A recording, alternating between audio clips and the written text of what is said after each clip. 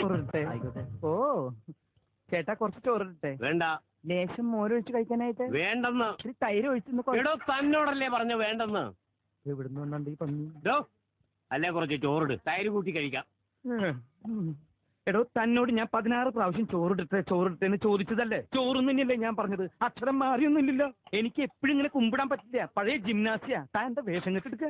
എന്താ എന്റെ രാമൻകുട്ടി, ഞാൻ 1000 പ്രാവശ്യം ഈ നായിന്റെ മോനോട് ചോറിട്ടെന്ന്. അപ്പൊ അവന്റെ അമ്മയുടെ വീടിന്റെ തൊട്ടടുത്ത് തന്നെ എന്റെ വീട്. എന്നിട്ട് അവൻ എന്നോട് ഇങ്ങനെ പെരുമാറണേ. ചേട്ടാ കുറച്ച് ചോറ്. തൊട്ടപ്പുറത്തെ അലയിനത്ത് കഴിക്കടാ. ഓരോരുത്തന്മാര് വയറ് വാടകയ്ക്ക് തോന്നിരിക്കുക. എനിക്ക് ഭ്രാന്തായ ഞാൻ തുപ്പിട്ട് ചോറും വിട്ടോ. തന്നെ കല്യാണം വിളിച്ചിട്ടുണ്ടാ? ഉണ്ടെങ്കിൽ കല്യാണം കൊണ്ട് കളിക്കുക.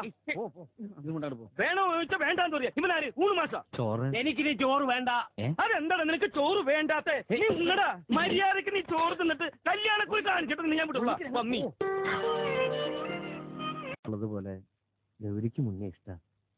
ഇതിനിടയിൽ ഞാൻ വന്ന് പെട്ടുകൊണ്ടാ ആ ഇഷ്ടം അവര് തമ്മിൽ അറിയാതെ പോയി.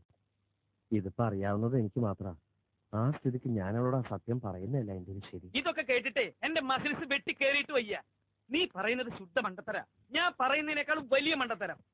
ഉദാഹരണത്തിന് ഇവന്റെ ഭാര്യയോട് ഒരുത്തിന് പ്രേമുണ്ട്. അവൾക്കും ചെറിയൊരു ഇഷ്ടമുണ്ട്. ചേട്ടാ വൃത്തികൾ പറയരുത്.